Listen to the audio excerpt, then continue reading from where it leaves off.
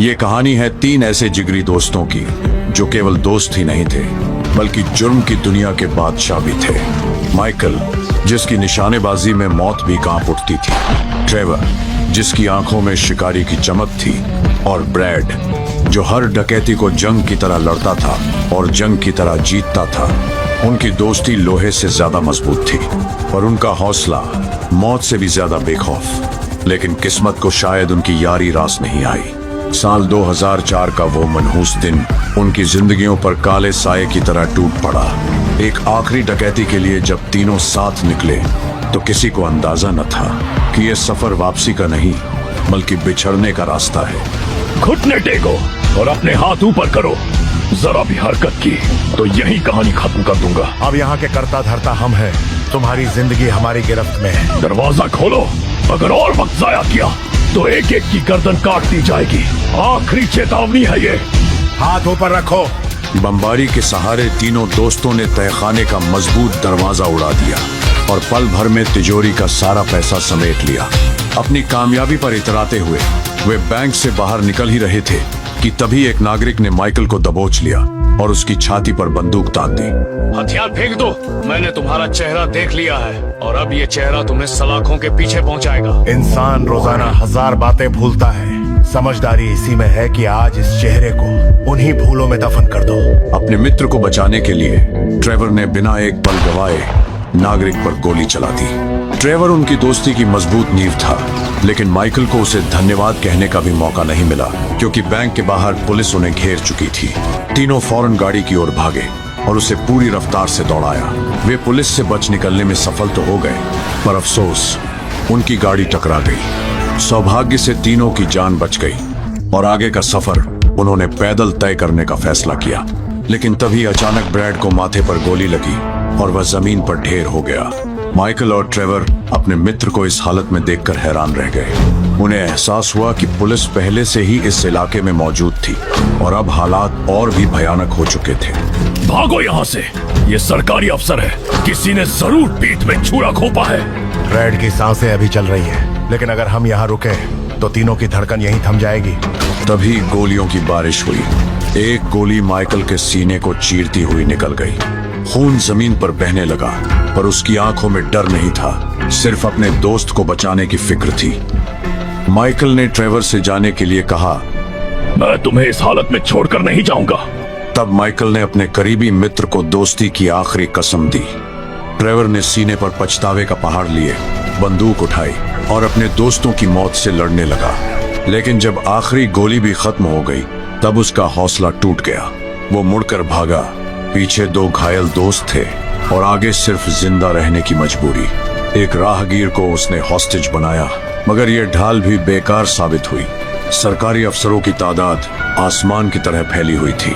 चारों ओर बंदूकें, चीखते सायरन और मौत की दहलीज पर खड़ा एक टूटा हुआ दोस्त। उस रात गोलियों से ज्यादा तेज आवाज ट्रेवर के दिल के टूटने की थी। लेकिन यह डकैती उतनी साधारण नहीं थी जितनी दिखाई दे रही थी। माइकल ने अपनी ही मौत का नाटक रचा और झाड़ियों के पीछे छिपकर अपनी ही कब्र को दफन होते देखा, जबकि ट्रेवर इस सच से अनजान था। 9 साल बाद माइकल ने पहचान बदलकर नए नाम से जिंदगी शुरू की, डकैती और लूटपाट की दुनिया से दूर। पर इसके बावजूद उसकी जिंदगी किसी अंधेरी काल कोठरी से कम नहीं थी। बच्चों की बेरुखी, टूटती शादी और रोज के झगड़े उसकी जिंदगी नरक बन चुकी थी।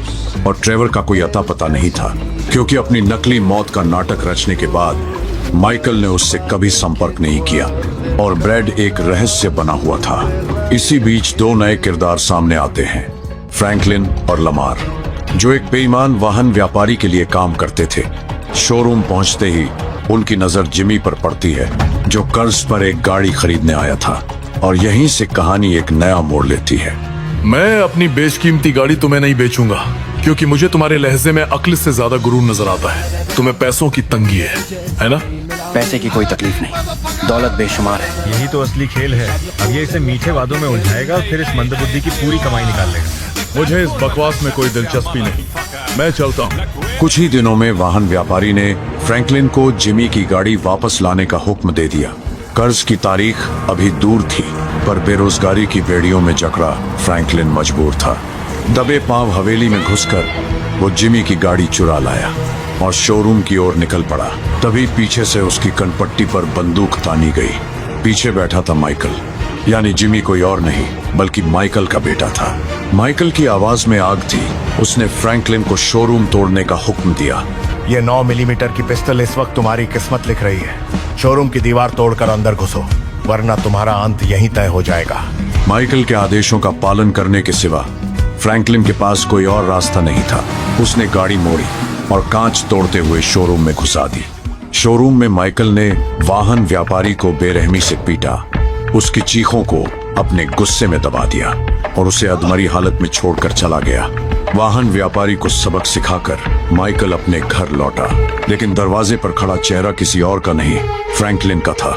काम की तलाश में उम्मीद की एक आखिरी किरण लिए फ्रैंकलिन को देखते ही माइकल की आंखों में अतीत की परछाइयां उतर आईं। उसे अपनी पुरानी जिंदगी की झलक दिखी। बंदूक, बारूद, डकैती और उबलता हुआ खून। उसके दिल में एक अनजाना अपनापन जाग उठा। फ्रैंकलिन उसे जाना पहचाना सा लगा, जैसे कोई बिछड़ा हुआ साया फिर लौट आया हो। मेरी चौखट पर आने का मकसद काम की तलाश मुझे यहाँ खींच लाई। तुम्हारी दुनिया में मेरे लिए कोई जगह है? मैं अब उस खेल का हिस्सा नहीं हूँ। तो अब पूरी जिंदगी बंदूक की जगह पंछियों की आवाज सुनने का इरादा है? मैंने इस खेल में उम्र गुजारी है, खून और बारूद की महक में सांसें गिनी है। तकदीर मेहरबान थी, इसलिए मौत टल गई। अब मैं थक चुका हूँ। लेकिन उस दिन मैंने तुम्हें लड़ते देखा, मानो कोई मुर्दा कब्र से उठकर शहर पर कयामत ढा रहा हो। वो बस एक मर्द का फर्ज था। गंदी नाली के कीड़ों के खिलाफ स्वच्छता अभियान था।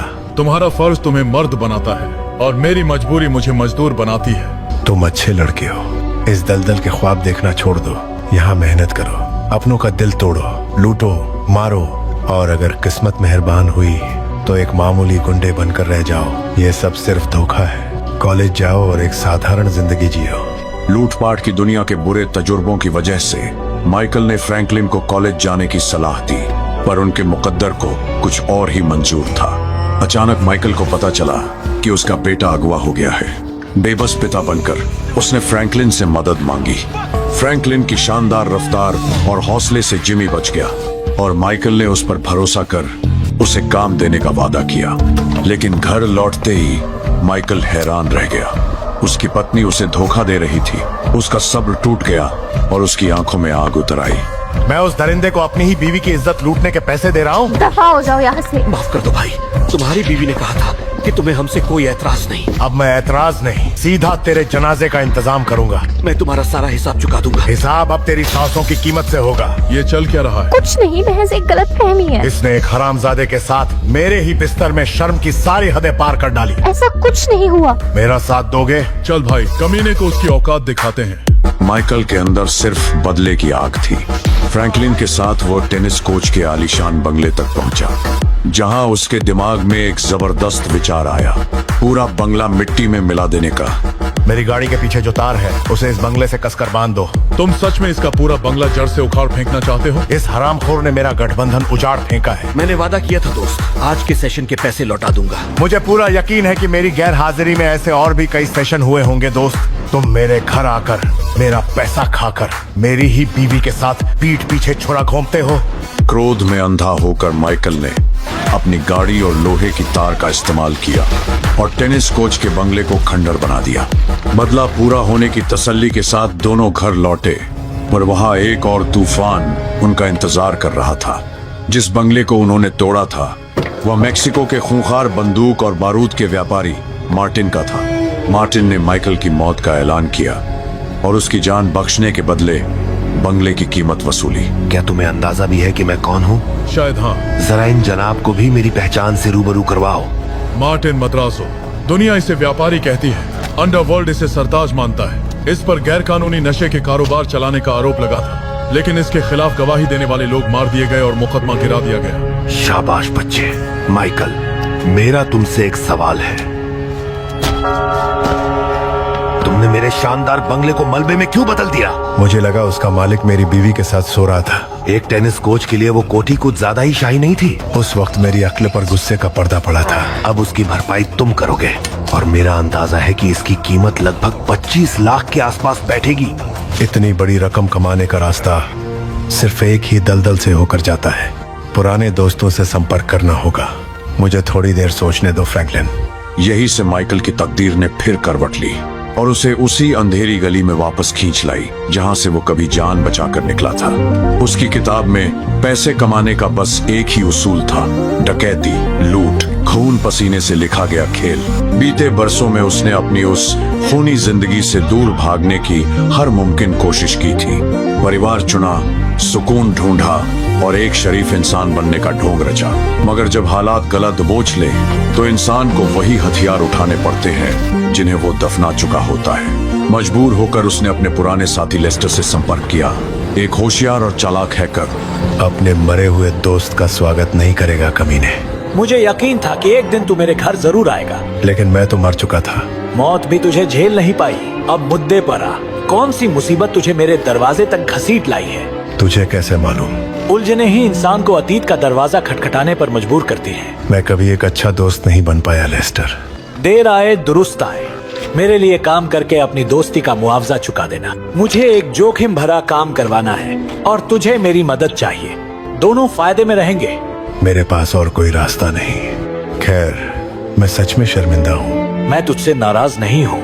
ना तूने सरकार को मेरा नाम दिया, ना ही मुझे धोखा दिया। रही बात तेरी, मैंने भी तेरा राज दफनाए रखा कि तू किसी कब्र में सड़ने के बजाय एक ऐसी शादी में गल रहा है जहाँ तेरी बीवी और बच्चे तेरी कद्र नहीं करते। लेकिन इसी बीच माइकल को फिर याद आ गया कि उसने ये जिंदगी छोड़ी ही क्यों थी। क्यों उसने अंडरवर्ल्ड की राह से मुंह मोड़कर एक परिवार चुना था। जब उसका अपने ही बेटे से टकराव हुआ तो उसे एहसास हो गया कि ये लड़ाई सिर्फ सड़कों पर नहीं, उसके अपने घर के अंदर भी चल रही है। आपको जरा भी शर्म नहीं आई? वो मेरा टीवी था। जुबान संभाल कर बात करो। आज माँ की बात सच साबित हो गई। आपको अपने परिवार के जज्बातों की कोई कद्र नहीं है। मैं बस ये चाहता हूँ कि तुम अपनी जिंदगी में कामयाबी हासिल करो। वाह पापा, क्या शानदार सीख है। टीवी तोड़कर दी गई ये नसीहत हमेशा याद रहेगी। एक बाप होने के नाते मैं सिर्फ तुम्हारा भला चाहता हूँ। आपकी मोहब्बत का तरीका सच में कमाल है पापा। पहले चीजें तोड़ते हैं, फिर उसे नेकी का नाम देते हैं। माइकल और उसके परिवार के बीच के फासले बढ़ते जा रहे थे। उसके बच्चे और बीवी उससे नफरत करने लगे थे। बदकिस्मती से माइकल के पास फिलहाल आगे बढ़ने के सिवा कोई और रास्ता नहीं बचा था। कर्ज की जंजीरें तोड़ने के लिए उसे उसी राह पर लौटना पड़ा जिसे वो कभी छोड़ आया था। इसलिए उसने गहनों की दुकान में चोरी करने की योजना को अंजाम देने का फैसला किया। जगह और पहरे की कमजोरी कहती है कि पेचीदे रास्ते इस डकैती में काम नहीं आएंगे। हालात सादगी मांगते हैं। अंदर घुसने से पहले हम उनकी सुरक्षा व्यवस्था को कमजोर करेंगे। शोरूम का पहरेदार बाईं तरफ होगा। हम उसे बेहोश करेंगे और ठीक 15 सेकंड बाद तुम अंदर घुसोगे। तुम कर्मचारियों पर कड़ा दबाव बनाओगे। एक आदमी भीड़ संभालेगा। तब तक मैं और लेस्टर काउंटर से सारा माल समेट लेंगे। पूरे काम में बस 90 सेकंड लगेंगे। आखिरकार डकैती का दिन आ गया। माइकल और उसकी टोली ने अपनी पहचान बदली और सुरक्षा कवच पहना जो उनके सिर और जिस्म को ढाल की तरह बचा सके, और फिर शोरूम पर धावा बोल दिया। देवियों और सज्जनों, मैं आपको 10 सेकंड की मोहलत देता हूँ। मुझे आपकी कीमती सांसें खत्म करने पर मजबूर मत कीजिएगा। बिना होशियारी दिखाए जमीन पर बैठ जाइए। कांच तोड़कर उन्होंने सारे गहने चुरा लिए। मिशन की कामयाबी की खुशी उनके चेहरों पर साफ झलक रही थी। लेकिन उसी वक्त माइकल ने कुछ ऐसा बोला जो भविष्य में उसकी शांत जिंदगी में एक बड़ा तूफान लाने वाला था। मैंने पुलिस को खबर कर दी है। तुम बच नहीं पाओगे। इंसान रोजाना 1000 बातें भूलता है। समझदारी इसी में है कि आज इस चेहरे को उन्हीं भूलों में दफन कर दो। इसके बाद वे सभी वहां से भाग निकले। लेस्टर ने उनसे वादा किया कि डकैती से कमाया गया मुनाफा उन्हें थोड़े समय बाद मिल जाएगा। जब वो अपनी जीत का जश्न मनाने लगे तभी एक सरकारी अफसर माइकल के घर आ पहुंचा। उसने उन्हें एक क्लिप दिखाई जिसमें वही पहरेदार राष्ट्रीय टेलीविजन पर माइकल की डकैती का बयान दे रहा था। मैंने उन लुटेरों का डटकर सामना किया। उनमें से एक ने तो ये भी कहा कि इंसान रोजाना हजारों बातें भूलता है और समझदारी इसी में है कि मैं उनका चेहरा अपनी यादों से मिटा दूं। ये खबरें ट्रेवर तक भी पहुंच चुकी थी। जैसे ही उसने ये समाचार सुना वो एक ही पल में माइकल के शब्द पहचान गया। इंसान रोजाना 1000 बातें भूलता है। समझदारी इसी में है कि आज इस चेहरे को उन्हीं फूलों में दबा। वो ये देखकर दंग रह गया कि उसका दोस्त मौत को मात देकर लौट आया है। हैरानी और खुशी ने उसे एक साथ जकड़ लिया। लगभग 10 साल बीत गए। मैंने तुम्हारी मौत का मातम मनाया था दोस्त, लेकिन तुम तो मरे ही नहीं थे। तुम मेरे सबसे करीबी दोस्त थे माइकल।